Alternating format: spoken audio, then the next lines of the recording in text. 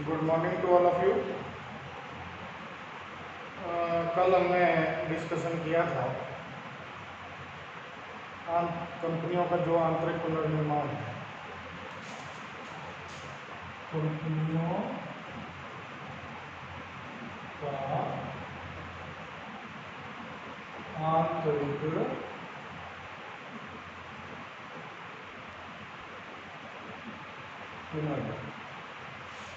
मैंने आपको बताया था कि आंतरिक पुनर्निर्माण जो है वो दो तरीके से हो सकता है। एक अंश पूंजी में परिवर्तन करके, जो हमने कल समझ लिया था पूरा, और दूसरा पॉइंट जो है अंश पूंजी को रद्द करके या अंश पूंजी में कटौती। दूसरा मेथड हम लेते हैं अंश पूंजी में कटौती, रिडक्शन इन शेयर।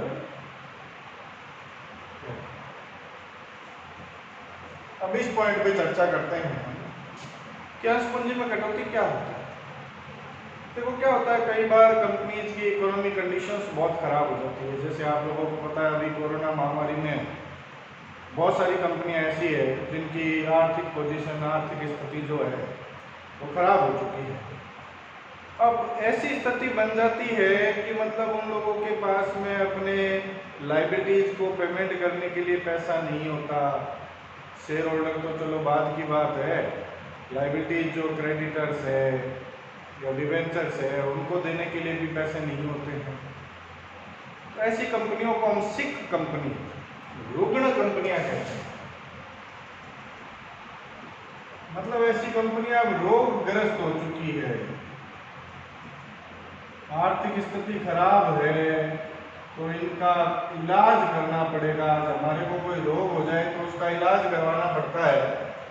उसी प्रकार से इन कंपनियों की जब आर्थिक स्थिति खराब हो जाती है तो उन्हें हम सिक कंपनीज कहते हैं और उनका इलाज कराना जरूरी होता है। अब कैसे पता लगे कि कंपनी की आर्थिक स्थिति खराब है? जैसे मान लो मैं एक बैलेंस शीट बना रहा हूँ। वैसे तो आप लोगों को पता है कि कंपनी एक्ट 2013 के अकॉर्डिंग कंपनीज की जो बैलेंस शीट है वो वर्टिकल फॉर्मेट में बनाई जाती है, लेकिन मैं समझाने के लिए एक बार हॉरिजॉन्टल बना देता हूँ क्योंकि वर्टिकल में टाइम बहुत लगता है। तो एक बैलेंस शीट मैं बनाता हूँ। देखो,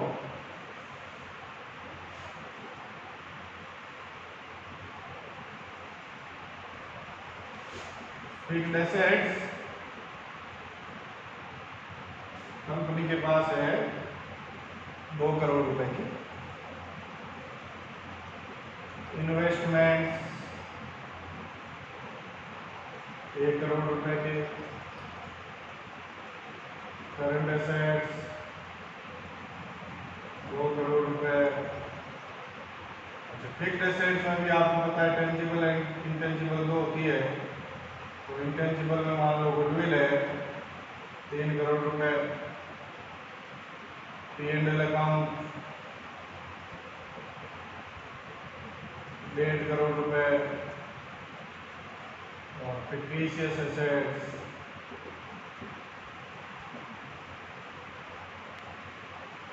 50 लाख रुपए।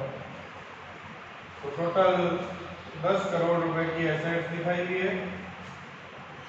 और लाइबिलिटीज में शेयर कैपिटल है, जिसमें इक्विटी शेयर कैपिटल है 3 करोड़ रुपए, प्रेफरेंस शेयर कैपिटल है 1 करोड़ रुपए, लोन चल रहा है कंपनी के ऊपर 2 करोड़ रुपए, 7% डिवेंचर्स है 2 करोड़ रुपए, और क्रेडिटर्स या करंट लायबिलिटी जितनी भी है वो सब मिला के 2 करोड़। तो 10 करोड़ की एसेट्स और 10 करोड़ की लायबिलिटी हमने शो कर दी है। ये इस तरह से एक कंपनी की बैलेंस शीट है। और आपको ये सूचना दी जाती है कि ये कंपनी पिछले 5 साल से लॉस में चल रही है, लॉस फ्रॉम 5 years।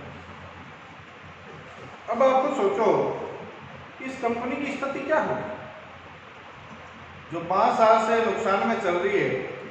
अब इसकी लायबिलिटीज के बारे में बात करें तो 10 करोड़ रुपया पूरा देना ही है। लेकिन एसेट्स की हम बात करें, अब जैसे देखो फिक्स्ड एसेट्स है 2 करोड़। फिक्स्ड एसेट्स में आपको पता है बिल्डिंग भी होगी, मशीनें भी होगी, फर्नीचर भी होगा। अब जो कंपनी 5 साल से लॉस में चल रही है उसने अपना डेप्रिसिएशन भी नहीं लगाया होगा।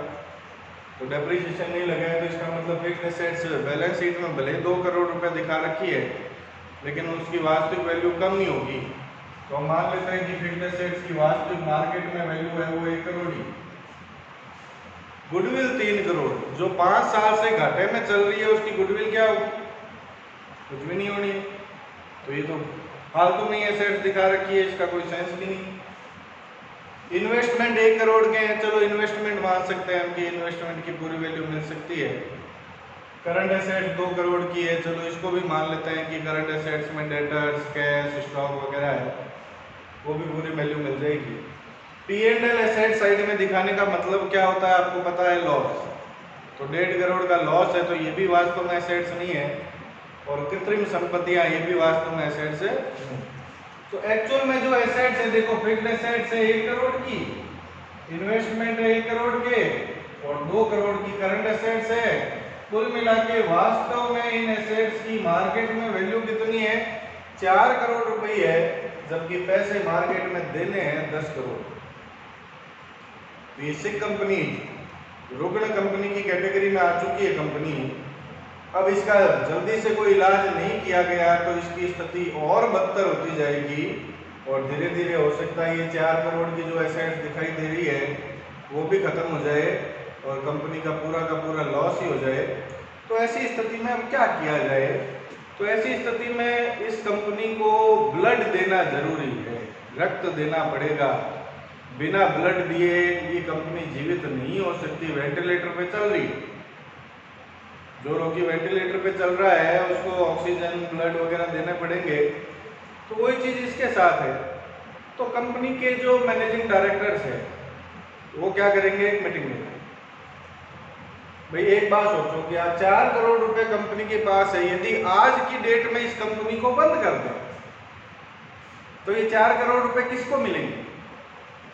सबसे पहले क्रेडिटर को। डिबेंचर और लोन का भी पूरा पेमेंट हो नहीं पाएगा, और शेयर कैपिटल तो भूल ही जाओ, शेयर होल्डर उनको तो पैसे मिलेंगे नहीं वैसे ही, तो मतलब ही नहीं है कुछ, क्योंकि वो तो कंपनी के मालिक है तो लॉस तो उन्हीं को उठाना है ओवरऑल। तो कंपनी के डायरेक्टर्स ने बोर्ड की मीटिंग बुलाई। बोर्ड की मीटिंग में क्या होगा? एक प्रपोजल रखा जाए, सबको बुलाया जाएगा बोर्ड की मीटिंग में जितने जनों को पैसे देने हैं, और प्रपोजल रखा जाएगा भाई कंपनी की इकोनॉमिक सिचुएशन है वो खराब है, तो इस स्थिति में कंपनी को नया जीवन देने के लिए सबको कुछ ना कुछ सेक्रीफाइस करना पड़ेगा, त्याग करना पड़ेगा। कभी त्याग कौन करे? जैसे मान लो क्रेडिटर्स या करंट लायबिलिटीज है, उनको कहा जाए भी आपके 2 करोड़ रुपए है तो कुछ पैसे आप छोड़ दो। हालांकि वो नहीं छोड़े तो भी चलेंगे, उनको तो बंद हो जाएगी तो भी पैसे मिलने की कंडीशन में है, लेकिन मान लो मानवता के नाते उन्होंने कह दिया चलो 50 लाख रुपए हम छोड़, तो 50 लाख रुपए यहाँ से आ गए कंपनी के पास। डिवेंचर होल्डर को भी कहा तो मान लो 50 लाख उन्होंने भी छोड़ दिए, लोन इन्होंने 1 करोड़ रुपए छोड़ दिए। प्रेफरेंस शेयर कैपिटल को कहा आपके तो पैसे वैसे डूबे हुए हैं, तो आपके 1 करोड़ रुपए है तो इसमें से कुछ पैसा हमें खत्म करना पड़ेगा, तो खत्म करके मान लो उन्होंने 80 लाख रुपए छोड़ दिए, और 3 करोड़ की इक्विटी शेयर है उन्होंने 2.5 करोड़ रुपए छोड़ दिए। तो इस तरह से ये जो पैसा इन्होंने छोड़ा ये पैसा कंपनी को जीवन देगा। इन पैसों से कंपनी के जो लॉसेज है उनको खत्म किया जाएगा और नए सिरे से कंपनी की स्थापना की जाएगी। और हो सकता है इस सिचुएशन में कंपनी कुछ पैसों की डिमांड भी कर ले कि भाई हमारे पास में नकदी कैश तो है नहीं, हम कंपनी चलाएंगे कैसे, तो शेयर होल्डर से थोड़े पैसे और मांग लिए, लोन थोड़ा और ले लिया, जिससे भी लोन लिया हुआ था उसको कहा भाई आर्थिक स्थिति खराब है थोड़ा लोन दो ताकि हम कंपनी को नए सिरे से स्टार्ट कर सकें, तो थोड़ा लोन ले लिया। इस तरह से लायबिलिटीज का पैसा देना है उनको कह दिया भाई आपको 1 साल बाद देंगे। इस तरह से कई प्रोविजंस किए जाते हैं और कंपनी की इकोनॉमिक कंडीशन को बचाने की कोशिश की जाती है। तो ये इसको हम कहते हैं पूंजी में कटौती करना। कंपनी ने अपने शेयर होल्डर्स की पूंजी में कटौती कर दी है और कटौती करके उनका पैसा जब्त कर लिया है, क्योंकि अब कंपनी की स्थिति खराब हो गई है। तो ये जो जब्त किया हुआ पैसा है, इसको कंपनी एक नया अकाउंट खोलेगी, कैपिटल रिडक्शन अकाउंट, पूंजी कटौती खाता। इस खाते में ट्रांसफर कर देगी ये सारे पैसे और फिर इस खाते से अपने लॉसेज को कवर कर लेगी, पूरा जितना कवर हो सकता है उतना पूरा कवर हो। और मान लो कंपनी के पास में लायबिलिटी साइड में कोई प्रॉफिट पड़ा हो, जैसे मान लो P&L अकाउंट इधर हो मान लो, या रिजर्व हो कोई, तो वो प्रॉफिट पड़ा है यदि कंपनी के पास में कोई, तो वो भी कैपिटल रिडक्शन अकाउंट में ट्रांसफर कर दिया जाएगा ताकि प्रॉफिट से लॉसेज को कवर किया जा सके। तो अब बात ये आती है कि भाई इस तरह की प्रोविजंस हुए हैं, तो प्रोविजन अप्लाई करेंगे तो इसकी अकाउंटिंग कैसे की जाए। मेन बात अकाउंटिंग की है अपने लिए। तो देखो इसकी जो जर्नल एंट्रीज बनेगी उसके ऊपर हम बात करते हैं। सबसे पहले मान लो इक्विटी शेयर्स है, उनका पैसा कुछ जब्त कर दिया कंपनी ने, तो कैपिटल रिडक्शन में डालना है वो पैसा। जैसे मान लो इक्विटी शेयर अभी 3 करोड़ रुपए के और एक शेयर 100 रुपए का है ना, तो 3 लाख शेयर है, 100 रुपए का एक शेयर है। अब इसको कंपनी ने कह दिया भाई आपके शेयर को हम 20 रुपए का कर रहे हैं, 100 का नहीं रहेगा आपका शेयर, 20 रुपए का रहेगा, 80 रुपए हम जब्त कर। तो इसकी जर्नल एंट्री क्या बनेगी, ₹100। पहले शेयर 100 का था, equity share capital account debit, ये पूरे 100 रुपए से डेबिट होगा तो ₹20। अब 20 का कर दिया है इक्विटी शेयर कैपिटल, अब ये 20 में कन्वर्ट हो गया और जो 80 रुपए कंपनी ने जब्त किए हैं वो कैपिटल रिडक्शन अकाउंट में ट्रांसफर कर दिए। जैसे 3 करोड़ की कैपिटल थी, अब 20 रुपए का शेयर बना दिया तो 50 लाख रुपए की कैपिटल हो गई, 2.5 करोड़ रुपए कंपनी ने जब्त कर लिए। ये जब्त किया हुआ पैसा कैपिटल रिडक्शन अकाउंट में ट्रांसफर। मान लो ये इससे क्या होगा, देखो एक शेयर की फेस वैल्यू कम होगी। पहले एक शेयर 100 रुपए का था, अब कितने का हो गया, 20 रुपए का बन गया, तो फेस वैल्यू खत्म हो गई। लेकिन इसमें ऐसा भी हो सकता है कि मान लो कंपनी फेस वैल्यू तो 100 ही रखे लेकिन शेयर को 20 का बना दे, मतलब कि शेयर तो इन फ्यूचर भी 100 का ही रहेगा, लेकिन शेयर होल्डर ने जो पैसे दे रखे हैं, अभी तक तो 100 पूरे दे रखे थे, कंपनी ने 80 जब्त कर लिए, 80 जब्त कर लिए, तो अब कहा जाएगा शेयर होल्डर को कि आपका शेयर तो 100 रुपए का ही है लेकिन आपने 20 रुपए दे रखे हैं, ये मानो, तो हम आपसे 80 रुपए फिर से मांग सकते हैं। तो उनको कहते हैं हम कि ऐसी स्थिति में फेस वैल्यू में चेंज नहीं हुआ है, कंपनी के अंशों की अंकित मूल्यों में परिवर्तन नहीं हुआ है, केवल अंश पूंजी को कम किया गया है। तो जब फेस वैल्यू चेंज नहीं की जाए तो शेयर तो 100 का था, 100 का ही रहेगा अभी, तो केवल 2.5 करोड़ रुपए जो कंपनी ने खत्म किए हैं उसकी एंट्री बनेगी। तो इस कंडीशन में एंट्री क्या बनेगी, equity share capital account debit to capital reduction account 2.5 crore, बस। इसमें फेस वैल्यू चेंज नहीं होगी। फेस वैल्यू जब चेंज होगी तो एंट्री इस तरह से करनी है, और शेयर की फेस वैल्यू में परिवर्तन नहीं हो रहा है तो सीधे यही एंट्री। इसी तरह से प्रेफरेंस शेयर की बात करें, प्रेफरेंस शेयर का भी कुछ पैसा कंपनी ने जब्त कर लिया है, तो सेम इसी तरीके से एंट्री बननी, इक्विटी की जगह प्रेफरेंस हो जाएगी, बस। मतलब पुरानी value preference share capital account debit to new value preference share capital account, और जितना जब्त किया है वो कैपिटल रिडक्शन के अकाउंट में ट्रांसफर। ठीक है, 2 एंट्री तो ये होगी। उसके बाद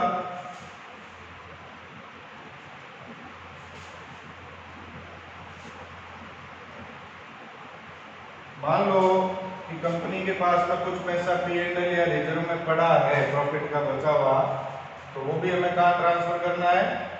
कैपिटल रिडक्शन में ट्रांसफर करना है। अमाउंट इन P&L और रिजर्व अकाउंट इसमें पड़ा है, तो इसको भी ट्रांसफर करने की एंट्री हो जाएगी P&L अकाउंट डेबिट, या रिजर्व में पड़ा है तो रिजर्व अकाउंट डेबिट तो कैपिटल रिडक्शन अकाउंट। कुछ पैसा लोन का, डिबेंचर का या करंट लायबिलिटी का जब्त किया है, तो जितना जब्त किया है इनका पैसा उतना कैपिटल रिडक्शन में ट्रांसफर हो जाएगा। लोन का पैसा यदि जब्त किया है तो लोन अकाउंट डेबिट, डिबेंचर का पैसा जब्त किया है तो 7% debenture account debit, current liabilities का पैसा जब्त किया है तो करंट लायबिलिटीज को डेबिट कर देंगे, और ये पैसा भी कैपिटल रिडक्शन अकाउंट में ट्रांसफर। उसके बाद ये पैसे जितने भी है ये जब्त हो चुके हैं तो ये ट्रांसफर कर दिए हैं कैपिटल अकाउंट में। अब क्या करेगी कंपनी? जो कैपिटल रिडक्शन में खूब सारा पैसा इकट्ठा हो गया है, उस पैसों से कंपनी अपने लॉसेज को खत्म करेगी, और मान लो प्रेफरेंस शेयर पे कुछ डिविडेंड देना बाकी है तो उस डिविडेंड की भी व्यवस्था यहीं से करेगी और पेमेंट कर देगी डिविडेंड का। अभी जैसे मान लो फिक्स्ड एसेट्स 1 करोड़ की, जैसे मान लो मैं एंट्री करता हूँ, देखो अब कैपिटल रिडक्शन अकाउंट डेबिट हो जाएगी, यहाँ से लॉसेज को खत्म करना है। तो क्या क्या खत्म करना है? पहले तो मान लो प्रेफरेंस शेयर का डिविडेंड देना बाकी है 20 लाख रुपए का, तो 0.20 करोड़ लिख दिया है मैंने, इतना डिविडेंड की व्यवस्था हो गई। फिक्स्ड एसेट्स जो है वो 2 करोड़ की जगह अब 1 करोड़ की हो चुकी है, तो फिक्स्ड एसेट्स के भी 1 करोड़ रुपए खत्म करने हैं, तो fixed assets account 1 crore, goodwill के पूरे 3 करोड़ रुपए खत्म करने हैं, तो गुडविल अकाउंट 3 करोड़। P&L में जो लॉस चल रहा था वो पड़ा है अपने पास 1.5 करोड़ रुपए का, वो खत्म करना है। फिक्टिशियस एसेट्स 50 लाख रुपए की, वो खत्म करनी है। तो जितने भी लॉसेज है उनको कैपिटल अकाउंट रिडक्शन अकाउंट से कवर कर लिया जाएगा और खत्म कर दिया जाएगा। लेकिन मान लो कैपिटल रिडक्शन अकाउंट में उतने पैसे आए ही नहीं है, उतने पैसे आए ही नहीं है जितने लॉस है, तो फिक्स्ड एसेट, देखो गुडविल, P&L और फिक्टिशियस एसेट्स, इनको तो बिना कहे खत्म करना जरूरी है। क्वेश्चन में चाहे कहे चाहे ना कहे, इनको तो कैपिटल रिडक्शन अकाउंट से खत्म करना ही पड़ेगा। फिक्स्ड एसेट्स के लिए कह देगा वो, मान लो कम पैसे कम बढ़ रहे हैं तो फिक्स्ड एसेट्स कम ही खत्म करेंगे, जितने पैसे बढ़े उतने ही खत्म करेंगे, ठीक है ना, ये चीज ध्यान रखनी है भाई। एक तो सिचुएशन ये है कि पैसे कम हैं और खत्म ज्यादा करने हैं, तो जितने हैं उतने ही कर पाएंगे। और एक ऐसा भी हो सकता है कि पैसे ज्यादा जब्त कर लिए कंपनी ने। अब जैसे यहाँ कितने हुए देखो, 1, 1, 2, 4, 4.5 और 80 लाख, तो ये आपके और 20 लाख ये है 5.5 करोड़ रुपए। और मान लो हमने 6 करोड़ जब्त किए थे, तो खत्म तो 5.5 करोड़ ही करने, और जब्त कितने किए हैं? 6 करोड़ किए, तो 50 लाख रुपए कंपनी के पास कैपिटल रिडक्शन अकाउंट में एक्स्ट्रा पड़ा है। तो ये चीज ध्यान रखनी है कि जितना एक्स्ट्रा पैसा पड़ा होगा उस पैसे को हम कैपिटल रिडक्शन अकाउंट से निकाल के और कैपिटल रिजर्व अकाउंट में ट्रांसफर कर दें। जैसे 50 लाख रुपए मान लो पड़े हैं एक्स्ट्रा, तो कैपिटल रिडक्शन अकाउंट से 50 लाख रुपए निकाल लिए जाएंगे और उनको कैपिटल रिजर्व के अकाउंट में ट्रांसफर कर दिया। तो इस तरह से जर्नल एंट्री जो है वो की जाती है, और अंश पूंजी में कटौती, शेयर कैपिटल में रिडक्शन का जो प्रोग्राम है वो सफल हो जाता है। और उसके बाद कंपनी नए सिरे से, मान लो अब और शेयर होल्डर से कुछ पैसा और मांग लिया, ये लोन ले लिया, उनकी तो जो नॉर्मल एंट्री होती है वो करनी है। जैसे मान लो शेयर होल्डर से कुछ पैसा और ले लिया, तो शेयर से पैसा लेने की एंट्री क्या होती है? Bank account debit to share capital. Loan ले लिया कुछ, bank account debit to loan account. तो इस तरह से जो भी एंट्रीज एक्स्ट्रा होनी है वो तो नॉर्मल एंट्रीज की तरह ही होनी है, उसमें आपको टेंशन लेने की जरूरत नहीं है। मेन जो एंट्रीज जो इस स्कीम से संबंधित है वो मैंने आपको सारी बता दी है, उनको तो विशेष रूप से ध्यान रखना है। और कोई सामान्य एंट्री आ जाती है जो हम आज तक करते आए हैं, उन एंट्रीज को तो नॉर्मल वे में करना है, जैसे ही करते आए हैं, उसमें कोई दिक्कत है। एक चीज जरूर ध्यान रखनी है कि यदि कंपनी ये पूंजी कटौती योजना लागू कर लेती है, उसके बाद में कोर्ट के आदेशानुसार जब तक कोर्ट खत्म नहीं करेगा, कंपनी फ्यूचर में जब भी बैलेंस शीट बनाएगी तो बैलेंस शीट के आगे एक शब्द लिखेगी एंड रिड्यूस्ड। एंड रिड्यूस्ड लिखने का मतलब ये होता है कि कंपनी जब भी बैलेंस शीट पब्लिक में पब्लिश करेगी, शो करेगी, तो जो इन्वेस्टर्स है उनको पता चलना चाहिए कि कंपनी ने एक बार इस तरह का कार्यक्रम कर रखा है। अदरवाइज इन्वेस्टर झांसे में आके और मान लो कंपनी नए शेयर इशू करती है और इन्वेस्टर को ये पता ही नहीं है कि कंपनी ने एक बार इस तरह से पूंजी कटौती कर रखी है, तो इन्वेस्टर जो है वो पैसा जल्दी से लगा देंगे, तो इन्वेस्टर के साथ धोखा हो जाएगा। क्योंकि जो पैसा अपना लगा रहा है शेयर्स में, जो इन्वेस्टर, कम से कम उस कंपनी के बारे में उसको सारी चीज़ें पता होनी चाहिए। तो उसको ये भी पता होना चाहिए कि इस कंपनी ने एक बार कैपिटल रिडक्शन का प्रोग्राम चलाया था और लोगों के पैसे जब्त किए थे, तो हमें इस कंपनी के शेयर्स में पैसे इन्वेस्ट करने हैं या नहीं करने हैं, उसका डिसीजन वो आसानी से ले पाए। तो कोर्ट के निर्णय के अनुसार इस कंपनी को इन फ्यूचर जब भी ये अपनी बैलेंस शीट बनाएगी तो बैलेंस शीट में एंड रिड्यूस्ड शब्द का इस्तेमाल करेगी। इन फ्यूचर 5 साल 10 साल जब कंपनी अच्छी पोजीशन में आ जाएगी तो वो कोर्ट से परमिशन लेके इस शब्द को वापस हटवा सकती है, लेकिन तब तक तो इस शब्द का इस्तेमाल करना ही पड़ेगा। ये इसका अंश पूंजी में कटौती योजना का पूरा स्ट्रक्चर विद जर्नल एंट्रीज मैंने आपको समझाया है।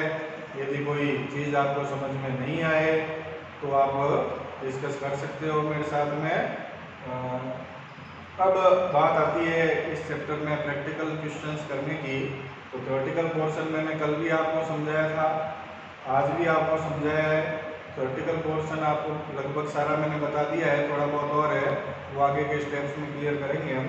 अब हमें प्रैक्टिकल क्वेश्चन स्टार्ट करने हैं इसके, तो वो मैं आपको नेक्स्ट वीडियो में स्टार्ट कराऊंगा।